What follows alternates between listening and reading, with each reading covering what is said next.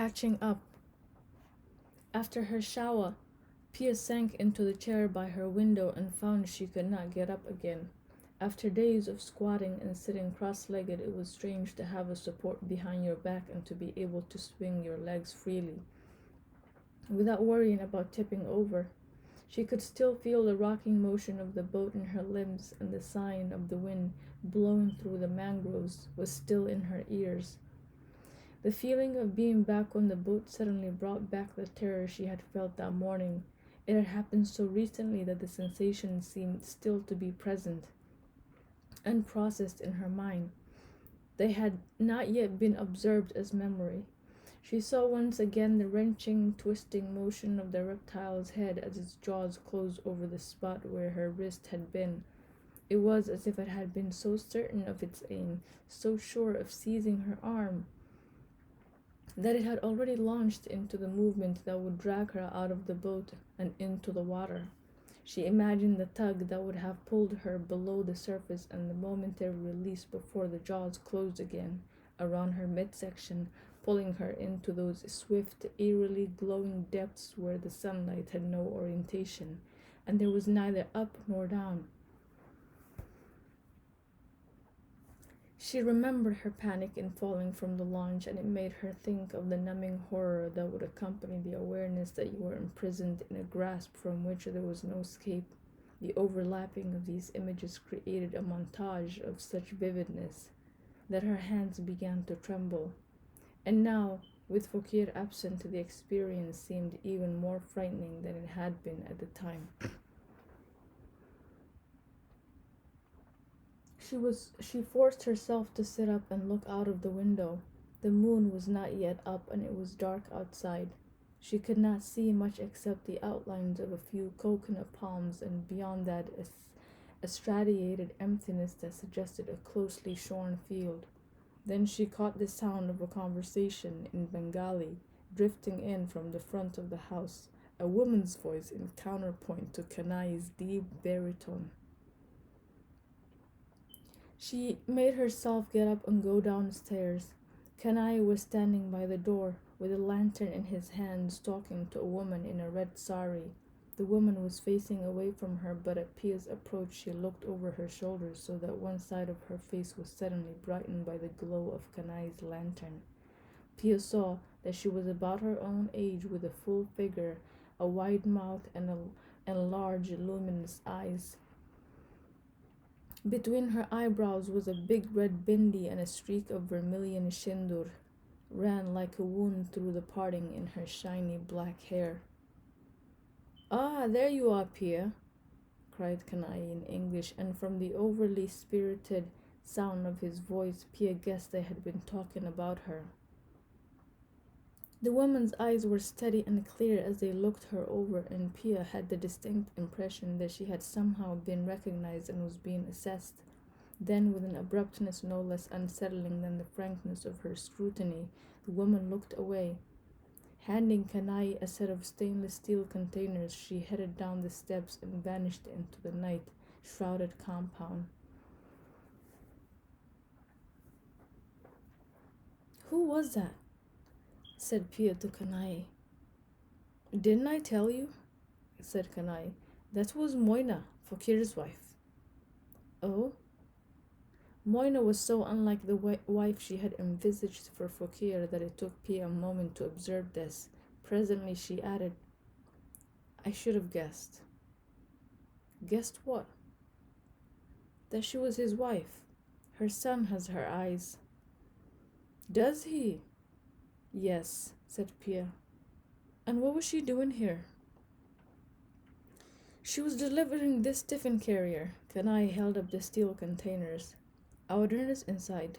Moinas brought it for us from the hospital's kitchen."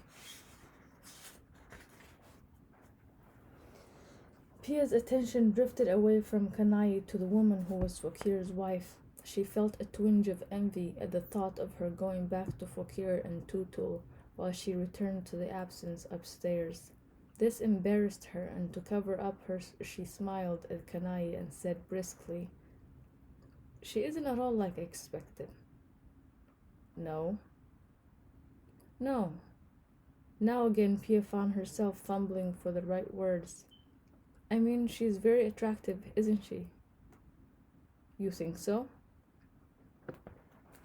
Pia knew she should drop the matter, but instead she went on as if she were picking at a scab. Yes, she said. I think she's quite beautiful, in a way. You're right, said Kanai, smoothly recovering himself. She's very striking, but she's more than that. In her own way, she's an unusual and remarkable woman. Really? How? Just think of the life she's led, said Kanai. She struggled to educate herself against heavy odds. Now she's well on her way to becoming a nurse. She knows what she wants for herself and her family, and nothing is going to keep her from pursuing it. She's ambitious, she's tough, and she's going to go a long way. There was an edge to his voice that implied a comparison of some kind, and Pia could not help wondering how she herself would fare by these lights. She, who'd never had much ambition and had never had to battle her circumstances in order to get her education.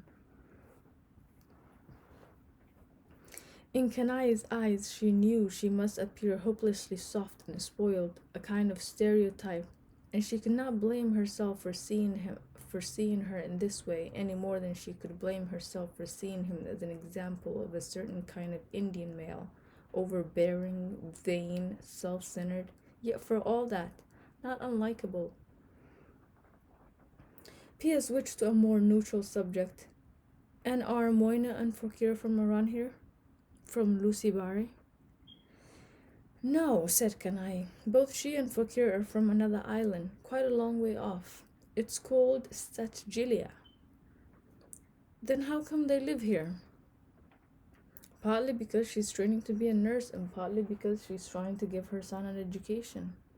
That's why she was so upset that Fokir had taken him on this fishing trip of his. Does she know I was on the boat with them these last couple of days? Yes, said Kanai. She knows all about it. About the guard taking the money, about your fall, and about Fokir diving in after you. She knows about the crocodile. The little boy told her everything.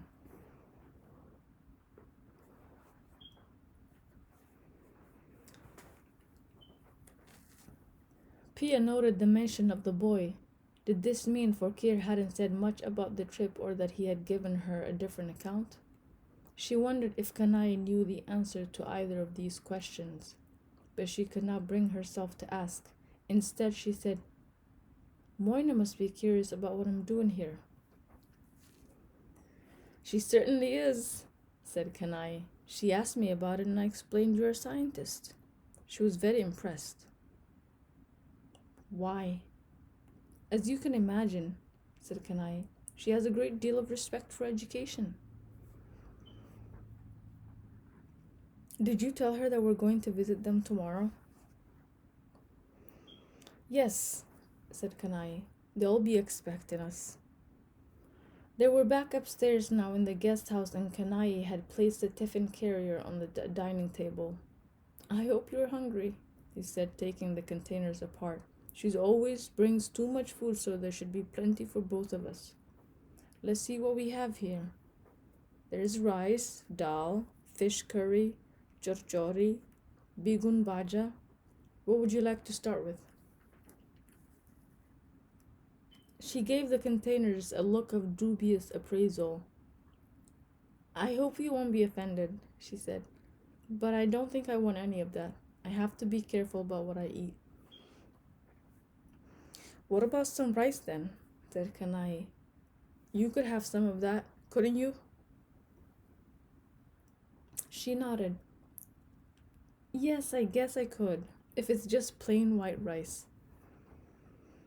There you are, he said, ladling a few spoonfuls of rice on her plate, rolling up his sleeves. He gave her a spoon and then dug into the rice on his own plate with his hands.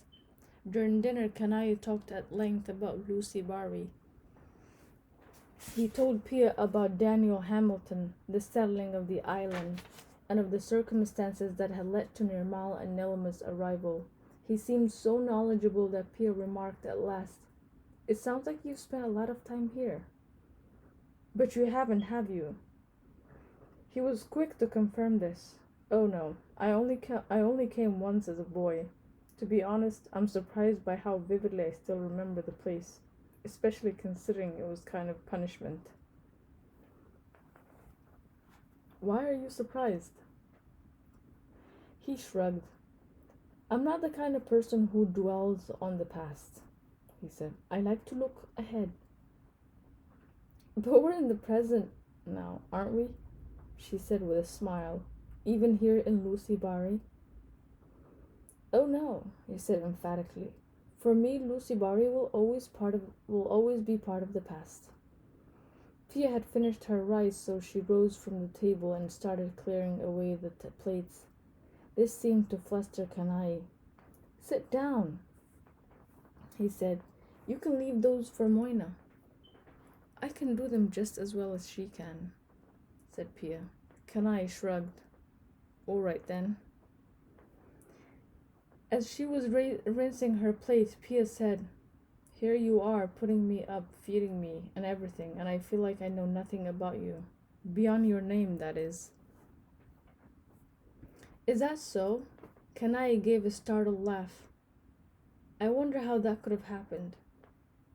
I'm not known for being unusually reticent. It's true though, she said. I don't even know where you live. That's easily reconciled, he said.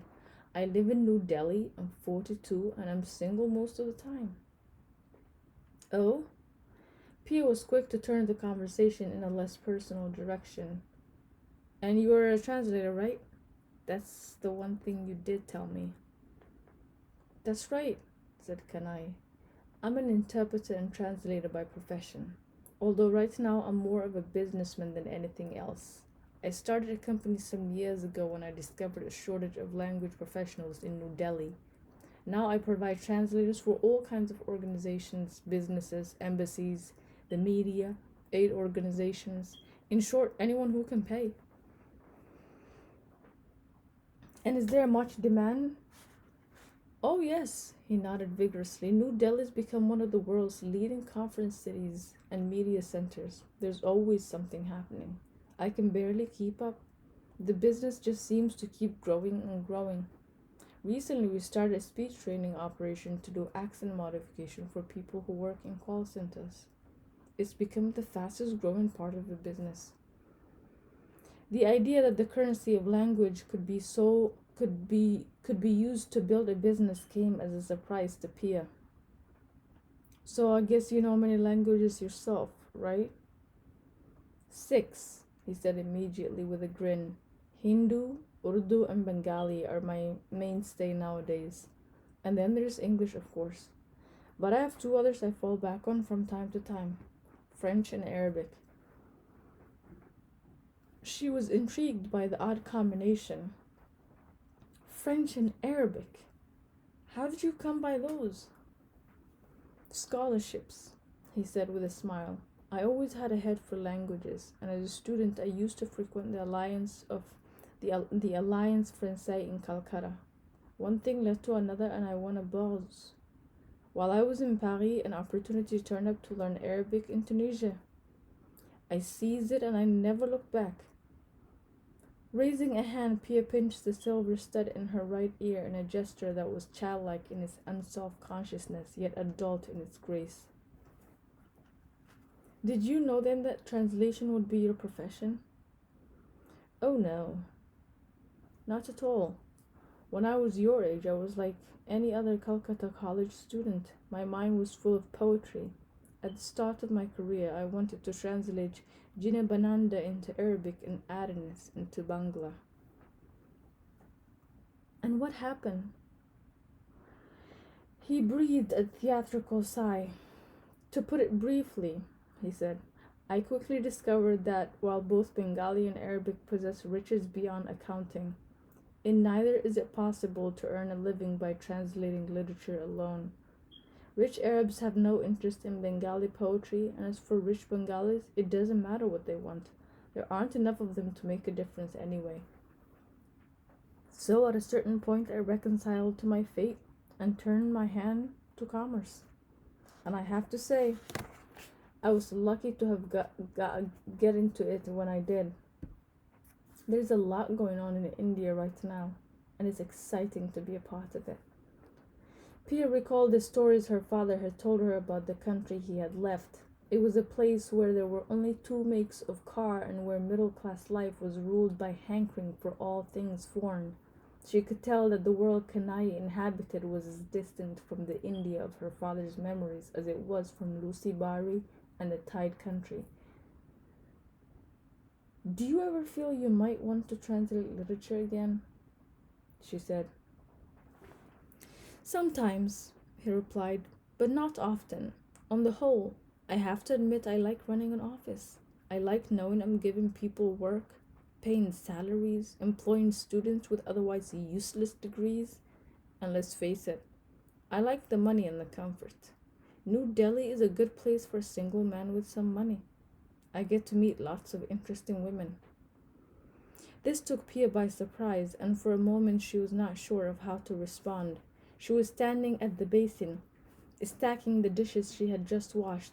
She put away the last plate and yawned, raising a hand to cover her mouth. Sorry. He was immediately solicitous. You must be tired after everything you've been through. I'm exhausted. I think I've got to go to bed. Already? He forced a smile, although it was clear he was disappointed. Of course.